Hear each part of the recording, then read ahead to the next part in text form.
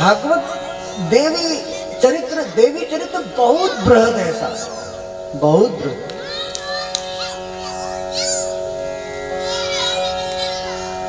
और ऐसा वर्णन आता है कि शक्ति और उसका स्वरूप क्या है। एक बात मैं आपको बताऊं, शक्ति स्वरूप। मार्कंडेय पुराण में एक श्लोक आता है कि सर्वस्याद्या महालक्ष्मी त्रिगुणा परमेश्वरी लक्ष्य स्वरूपा साव्याप्य कृतस्न व्यवस्थिता। अर्थात सर्वस्याद्या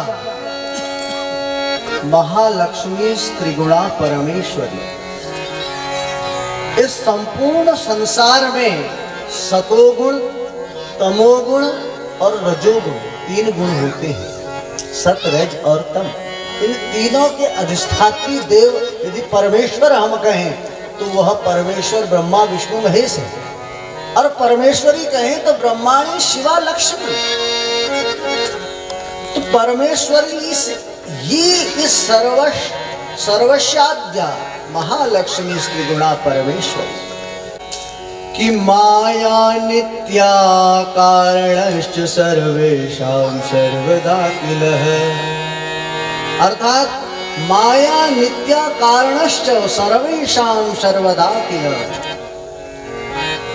भगवती का एक स्वरूप माया रूप है। माया नित्य है तथा सब पदार्थों का कारण है। माया प्रकृति और पुरुष अर्थात माया और आत्मा, थोड़ा ध्यान दीजिए। प्रकृति और पुरुष ये नित्य है। प्रकृति है तो पुरुष है, पुरुष है प्रकृति है।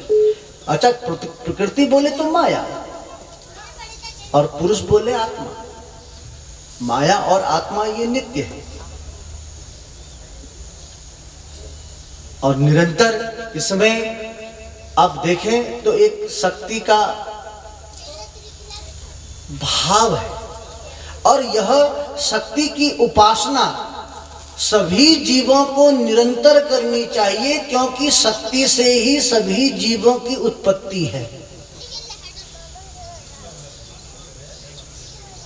और पराम्बा भगवती की ज्ञानी नाम अपि चेतांसी देवी भगवती ही सा बलादा कृष्ण मोहाय महामाया प्रयच्छति। जो ज्ञानियों के चित्त को भी पकड़ के मोह में डाल देती है, ऐसी पराम्बा भगवती। और भगवती के 9 रूप बताए गए, इसलिए नवान्न यज्ञ कहा जाता है। 9 रूप जानते सब लोग 9 रूप।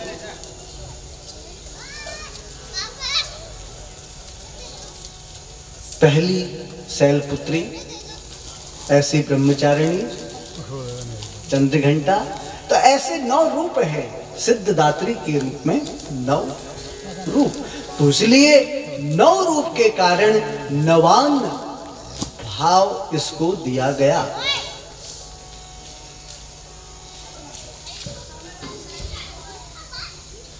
तो शक्ति का जो भाव है, देखो हम सब में जो कुछ भी एक चिंतनीय भाव है वो पराम्बा भगवती की ही देन है।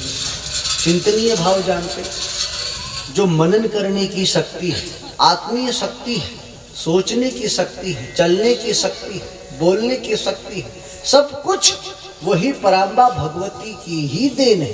इसलिए निरंतर भगवती का सुमिरन, भगवती उपासना करनी चाहिए। और इस भगवती उपासना के तत्व में देवी भागवत महात्म्य को आज हम शुरू करें, क्योंकि व्यास जी ने जब इस देवी भागवत की रचना की तो सबसे पहले इसका महात्म्य लिखा। महात्म्य जानते? गुलाब जामुन के विषय में यदि आपसे कहा जाए कि भैया गुलाब जामुन खा लो, तो आप पूछोगे, जिन्होंने नहीं खाया वे लोग पूछेंगे भैया कैसा होता है, खट्टा होता है कि मीठा होता है कि कड़वा होता है कि नमकीन होता है? बोले कैसा होता है। तो कैसा होता है ये आम शब्द है, और इसी आम शब्द को महात्म्य का रूप दिया कि कैसा है, क्या इसके लाभ हैं। तो आइए भगवती इस देवी भागवत के चरित्र में, महात्म्य में आप और हम प्रवेश करें।